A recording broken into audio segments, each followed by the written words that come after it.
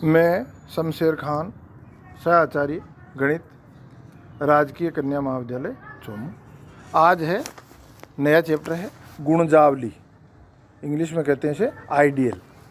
गुणजावली, इसकी परिभाषा है किसी वलय आर के अरिक्त उपसमुच्चय आई को आर की गुणजावली कहते हैं।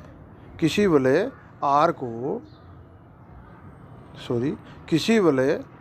के अरिक्त उपसमुच्चय आई को आर की गुणजावली कहते हैं यदि A belongs to I, B belongs to I, then A minus B belongs to I.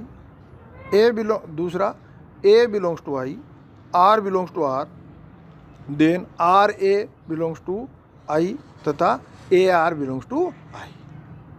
तो कोई उपसमुच्चय अरिक्त उपसमुच्चय गुणजावली कब कहलाएगा? जब इन दो कंडीशन को वो फॉलो करे। इन दो ये दो कंडीशन है वो इसमें सत्य हो। अब है वाम गुणजावली। गुणजावली और वाम गुणजावली में क्या फ़र्क है? इसमें आर दूसरे स्टेप में जो आर है वो वाम साइड में हो। दक्षिण गुणजावली यदि लिखें तो ये पहला स्टेप दोनों में सेम आएगा, दूसरे स्टेप में आर क्या है? राइट साइड में हो, दक्षिण साइड में हो। और कोई गुणजावली यदि दक्षिण और वाम गुणजावली दोनों हो, वाम तथा दक्षिण गुणजावली दोनों हो, तो वो क्या कहलाती है? गुणजावली कहलाती है। तो वाम गुणजावली किसी वलय आर के एक अरिक्त उपसमुच्चय आई को आर की वाम गुणजावली कहते हैं यदि number 1 A belongs to I, B belongs to I, then A minus B belongs to I। Number 2 A belongs to I, R belongs to R, then RA belongs to I। ये दूसरा step है। तो गुणजावली वाम गुणजावली है तो उसमें R वाम side में होगा और दक्षिण गुणजावली है तो R दक्षिण साइड में होगा। अगली है दक्षिण गुणजावली। किसी वलय आर के एक अरिक्त उपसमुच्चय एस को आर की दक्षिण गुणजावली कहते हैं यदि किसी वलय आर के एक अरिक्त उपसमुच्चय एस को आर की दक्षिण गुणजावली कहते हैं यदि number 1 A belongs to S, B belongs to S, then A minus B belongs to S। Number 2 A belongs to S, R belongs to S, then AR belongs to S। तो R इसमें अंतर क्या है? R किस तरफ है? R यदि दूसरे स्टेप में R केवल दक्षिण साइड में है तो उसे दक्षिण गुणजावली कहेंगे। यदि दूसरे स्टेप में R यदि वाम तरफ है, वाम साइड में है तो उसे वाम गुणजावली कहेंगे। और यदि दोनों ही चीज़ें संभव है, RA belongs to भी आई है और AR belongs to भी आई है, तो अपन कहेंगे कि ये गुणजावली है। तो गुणजावली, वाम गुणजावली व दक्षिण गुणजावली तीनों की परिभाषा मैंने स्क्रीन पे भी लगा रखी है, नोट्स में भी लगाऊंगा, आप ध्यान से कर ले। सिंपल है, केवल इतना ही है। ये दो स्टेप आप प्रूव करते जाओ और गुणजावली प्रूव होती जाएगी। पहले तो A और B यदि I के अवयव है तो A माइनस B I का अवयव होना चाहिए। A I का अवयव है और R R का अवयव है तो AR व RA किसका अवयव होना चाहिए? I का अवयव होना चाहिए। तो I क्या हो जाती है? गुणजावली हो जाती है। अब अगला टॉपिक है विषम गुणजावली। अगली परिभाषा है विषम गुणजावली। प्रत्येक वलय R की शून्य तथा स्वयं R, शून्य समुच्चय, मध्य कोष्ठक में शून्य, मतलब जिस समुच्चय में केवल शून्य ही अवयव हो तो उसे अपन कहते हैं शून्य समुच्चय। तो प्रत्येक वलय आर की शून्य समुच्चय तथा आर स्वयं दो गुणजावलियाँ अवश्य होती है जिन्हें विषम गुणजावली कहते हैं। उचित गुणजावली, विषम गुणजावली के अतिरिक्त सभी गुणजावलियाँ, विषम गुणजावली के अतिरिक्त सभी गुणजावलियाँ उचित गुणजावलियाँ कहलाती है। अब एक प्रश्न देखते हैं। सिद्ध कीजिए कि समुच्चय N Z is equal to कोष्टक में N X such that X belongs to Z, जहाँ एन पूर्णांक है, पूर्ण संख्याओं की वलय जेड प्लस डॉट की गुणजावली है। तो एन जेड क्या दे रखा है, एन जेड इजकल टू कोष्टक में N X oblique X belongs to Z.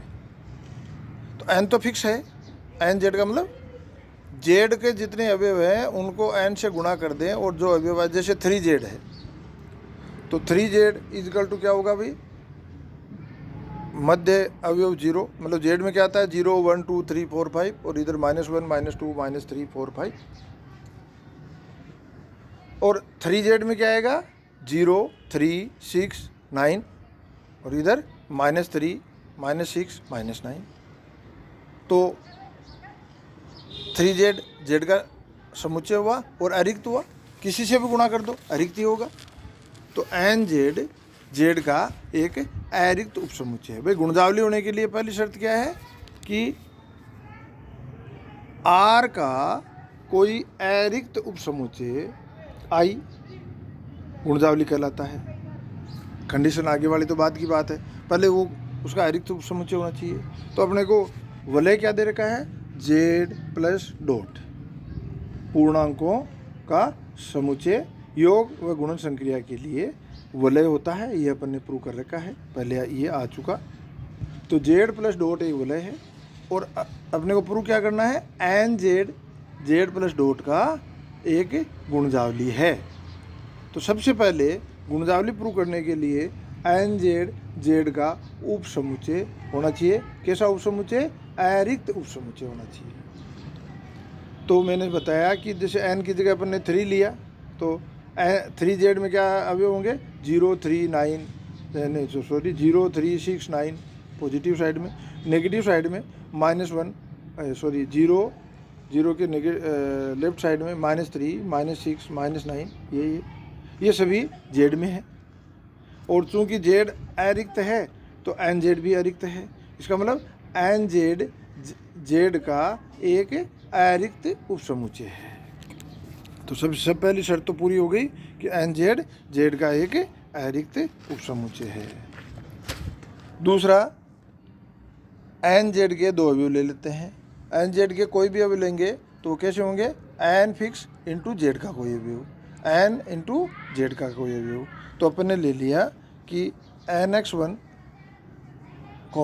nx2 belongs to N Z, nx1 nx2 belongs to N Z. तब nx1 माइनस nx2 और nx1 और nx2 belongs to Z, N Z लिया है। तो इसमें इसका मतलब क्या है, एन तो एक फिक्स पूर्णांक है, और x1 और x2 ये भी क्या है, जेड के अवयव है, पूर्णांक है। तो nx1 और nx2 एन जेड के अवयव तभी होंगे जब n एक फिक्स पूर्णांक हो और x1 तथा x2 भी पूर्णांक हो। तो अपन ने माना nx1 nx2 belongs to N Z. तब nx1 minus nx2 is equal to N x1 minus x2 ओ बिलोंग्स टू एन जेड। क्यों भाई, क्योंकि एन जेड में अवयव कैसे होंगे, n इंटू कोई पूर्णांक, n इंटू कोई पूर्णांक। चूंकि x1 और x2 जेड के अवयव हैं, मतलब 2 पूर्णांक है, तो 2 पूर्णांकों का अंतर भी पूर्णांक होता है, इसलिए x1 और x2 जेड के अवयव हैं, तो x1 माइनस x2 भी जेड का अवयव होगा। तो इसका मतलब n into x1 minus x2 belongs to Z, n into x1 minus x2 belongs to Z. ठीक है, यदि n, तो इसका मतलब पहली शर्त पूरी होगी कि nx1 minus nx2 belongs to N Z. दूसरी शर्त, यदि N A belongs to N Z तथा बी बिलोंग्स टू जेड, तो N A into B is equal to N A B belongs to N Z. क्यों भाई, क्योंकि ए और B, N भी पूर्णांक है, ए भी पूर्णांक है और जेड भी पूर्णांक है। तो ए और बी अगर पूर्णांक है तो ए बी भी पूर्णांक होगा, और एन ए बी किसका होगा, एन जेड का भी हो जाएगा। क्यों कि ए बी यदि पूर्णांक है तो N A B belongs to N Z. तो N A belongs to N Z तथा बी बिलोंग्स टू जेड, तो एन ए कोष्टक में बाहर B is equal to N A B belongs to N Z. क्यों भाई? क्योंकि एन फिक्स पूर्णांक है और ए बी भी एक पूर्णांक है। तथा B N A is equal to B N कोष्टक में बाहर ए, क्यों कि जेड क्या है? वलय है, वलय है तो इसमें गुणन संक्रिया साचारी होती है, तो साचार्यता लगा दी। एन बी एन को अपन ने लिख दिया एन बी, क्यों भाई? क्योंकि जेड एक क्रम विनिमय वलय होती है, पूर्णांकों का गुणा क्रम विनिमय होता है, सीधा भी याद रख लो। तो बी एन को अपन क्या लिख सकते हैं? N B. एन और बी क्या है? पूर्णांक। पूर्णांकों का गुणा क्या होता है? क्रम विनिमय, इसलिए अपन ने बी एन को लिख दिया एन बी। तो अगला स्टेप आ गया एन बी कोष्टक में बाहर ए, फिर साचार्यता लागू कर दी, तो ये हो गया एन बी ए और एन इंटू बी ए। बी और ए पूर्णांक है तो बी ए भी पूर्णांक है, तो एन इंटू कोई पूर्णांक किसका भी होता है? एन जेड का भी होता है, इसलिए N B A belongs to N Z. अर्थात N A belongs to N Z, B belongs to Z, then N A B तथा B N A belongs to N Z. परिणामतः एन जेड एक गुणजावली है। परिणामतः एन जेड एक गुणजावली है। धन्यवाद।